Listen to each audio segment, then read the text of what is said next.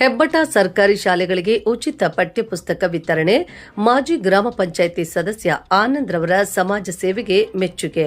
ಚಲ್ದಿಗಾನಹಳ್ಳಿ ಗ್ರಾಮ ಪಂಚಾಯಿತಿ ವ್ಯಾಪ್ತಿಯ ಹೆಬ್ಬಟ ಗ್ರಾಮದ ಮಾಜಿ ಗ್ರಾಮ ಪಂಚಾಯಿತಿ ಸದಸ್ಯ ಆನಂದ್ ಅವರು ಸರ್ಕಾರಿ ಕನ್ನಡ ಹಾಗೂ ಉರ್ದು ಶಾಲೆಗಳ ವಿದ್ಯಾರ್ಥಿಗಳಿಗೆ ಉಚಿತವಾಗಿ ಪಠ್ಯಪುಸ್ತಕಗಳನ್ನು ವಿತರಿಸಿ ಸಮಾಜಮುಖಿ ಕಾರ್ಯಕ್ಕೆ ಮತ್ತೊಮ್ಮೆ ಸಾಕ್ಷಿಯಾಗಿದ್ದಾರೆ.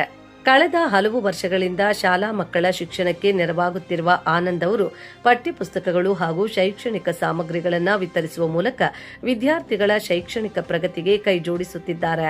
ಕಳೆದ ವರ್ಷ ಕೆಲವು ಅನಿವಾರ್ಯ ಕಾರಣಗಳಿಂದ ಈ ಕಾರ್ಯವನ್ನು ಕೈಗೊಳ್ಳಲು ಸಾಧ್ಯವಾಗದಿದ್ದರೂ ಈ ವರ್ಷ ಎರಡೂ ಶಾಲೆಗಳ ಶಿಕ್ಷಕರೊಂದಿಗೆ ಸಮಾಲೋಚನೆ ನಡೆಸಿ ವಿದ್ಯಾರ್ಥಿಗಳಿಗೆ ಅಗತ್ಯವಿರುವ ಪುಸ್ತಕಗಳನ್ನು ಸ್ವತಃ ವಿತರಿಸಿದ್ರು. ಈ ಸಂದರ್ಭದಲ್ಲಿ ಮಾತನಾಡಿದ ಆನಂದ್ ಅವರು, ನಾನು ಇದೇ ಶಾಲೆಯ ಹಳೆಯ ವಿದ್ಯಾರ್ಥಿ. ಇಲ್ಲಿನ ಶಿಕ್ಷಕರು ನೀಡಿದ ಶಿಕ್ಷಣ ಮತ್ತು ಮಾರ್ಗದರ್ಶನದಿಂದಲೇ ಇಂದು ಸಾರ್ವಜನಿಕ ಸೇವೆಯಲ್ಲಿ ತೊಡಗಿಸಿಕೊಳ್ಳಲು ಸಾಧ್ಯವಾಗಿದೆ. ನಮ್ಮ ಗ್ರಾಮದ ಮಕ್ಕಳು ಉತ್ತಮ ಶಿಕ್ಷಣ ಪಡೆದು ತಾಲೂಕು, ಜಿಲ್ಲೆ ಹಾಗೂ ರಾಜ್ಯ ಮಟ್ಟದಲ್ಲಿ ಹೆಬ್ಬಟ ಗ್ರಾಮದ ಕೀರ್ತಿಯನ್ನ ಹೆಚ್ಚಿಸಬೇಕು ಎಂಬುದು ನನ್ನ ಆಶಯ ಎಂದು ಹೇಳಿದರು. ಗ್ರಾಮ ಪಂಚಾಯಿತಿ ಸದಸ್ಯನಾಗಿ ಸೇವೆ ಸಲ್ಲಿಸಿದ ಅವಧಿಯಿಂದಲೂ ರಸ್ತೆ, ಚರಂಡಿ, ಕುಡಿಯುವ ನೀರು ಸೇರಿದಂತೆ ಸಾರ್ವಜನಿಕ ಸಮಸ್ಯೆಗಳಿಗೆ ಸ್ಪಂದಿಸುತ್ತಾ ಬಂದಿರುವುದಾಗಿ ತಿಳಿಸಿದ ಅವರು, ಮುಂದೆಯೂ ಗ್ರಾಮದ ಅಭಿವೃದ್ಧಿಗೆ ತಮ್ಮ ಸೇವೆ ಮುಂದುವರಿಸುವುದಾಗಿ ಹೇಳಿದರು. ಇದೇ ವೇಳೆ ಶಾಲೆಯ ಮುಖ್ಯೋಪಾಧ್ಯಾಯರು ಹಾಗೂ ಶಿಕ್ಷಕರು ಶಾಲೆಯಲ್ಲಿರುವ ಕೆಲವು ಮೂಲಸೌಕರ್ಯ ಸಮಸ್ಯೆಗಳನ್ನು ಆನಂದ್ ರವರ ಗಮನಕ್ಕೆ ತಂದರು. ಈ ಕುರಿತು ಈಗಾಗಲೇ ಕಾರ್ಯನಿರ್ವಾಹಕ ಅಧಿಕಾರಿಗಳೊಂದಿಗೆ ಚರ್ಚಿಸಿರುವುದಾಗಿ ತಿಳಿಸಿದ ಆನಂದ್, ಮುಂದಿನ ದಿನಗಳಲ್ಲಿ ತಾಲೂಕು ಪಂಚಾಯಿತಿಯ ಅನುದಾನವನ್ನು ಬಳಸಿಕೊಂಡು ಶಾಲೆಯ ಮೂಲಸೌಕರ್ಯ ಅಭಿವೃದ್ಧಿಗೆ ಕ್ರಮ ಕೈಗೊಳ್ಳಲಾಗುವುದಾಗಿ ಭರವಸೆ ನೀಡಿದರು. ಆನಂದ್ ಅವರ ಈ ಶಿಕ್ಷಣ ಪ್ರೋತ್ಸಾಹ ಕಾರ್ಯಕ್ಕೆ ಶಾಲಾ ಸಿಬ್ಬಂದಿ, ವಿದ್ಯಾರ್ಥಿಗಳು ಹಾಗೂ ಗ್ರಾಮಸ್ಥರು ಮೆಚ್ಚುಗೆ ವ್ಯಕ್ತಪಡಿಸಿದ್ದಾರೆ. ಕನ್ನಡ ಶಾಲೆ ಮತ್ತು ಉರ್ದು ಶಾಲೆ ಎರಡು ಶಾಲೆಗಳು ಸರ್ಕಾರಿ ಶಾಲೆಗಳಿರ್ತವೆ. ಈ ಎರಡು ಶಾಲೆಗಳಿಗೂ ಸುಮಾರು ಒಂದು 3-4 ವರ್ಷದಿಂದ ಪ್ರತಿ ವರ್ಷನೂ ಕಂಟಿನ್ಯೂ ಆಗಿ ಮಕ್ಕಳಿಗೆ ಪಠ್ಯಪುಸ್ತಕಗಳನ್ನು ಕೊಟ್ಕೊಂಡು ಬರ್ತಾ ಇರ್ತೀನಿ. ಎಲ್ಲ ಥರದ ಮಕ್ಕಳಿಗೂ ಅನುಕೂಲ ಆಗಲಿ ಅನ್ನೋ ರೀತಿಯಲ್ಲಿ. ಆದರೆ ಕಳೆದ ಬಾರಿ ಕೊಡಬೇಕು ಅಂದ್ಕೊಂಡಿದ್ದೆ, ಕಾರಣಗಳಿಂದ ಹೋದ ವರ್ಷ ಕೊಡೋಕ್ಕಾಗಲಿಲ್ಲ. ಹಾಗಾಗಿ ಈ ವರ್ಷ ಪಠ್ಯಪುಸ್ತಕ ಕೊಡಬೇಕು ಅಂತ ಹೇಳ್ಬಿಟ್ಟು ಎರಡು ಶಾಲೆ ಟೀಚರ್ಸ್ಗೂ ತಿಳಿಸಿ ಈ ದಿನ ಬುಕ್ಸನ್ನು ಕೊಡ್ತಾ ಇದ್ದೀನಿ. ಯಾಕಂತಂದರೆ ನಾನು ಇದೇ ಶಾಲೆಯಲ್ಲಿ ಓದಿದ್ದ ವಿದ್ಯಾರ್ಥಿ, ಮೊದಲಿನಿಂದನೂ ಅಷ್ಟೇ.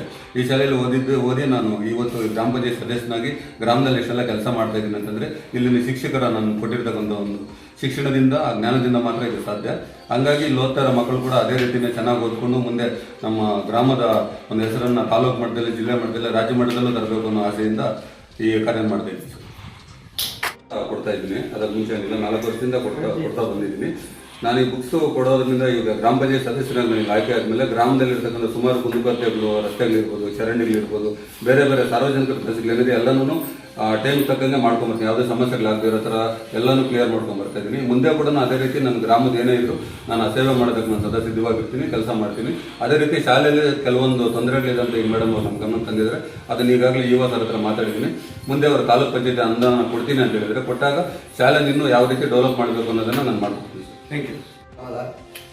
ಹಾಗೂ ಗ್ರಾಮ ಪಂಚಾಯತಿ ಸದಸ್ಯರು ಹಾಗೂ ಊರಿನ ಗ್ರಾಮದ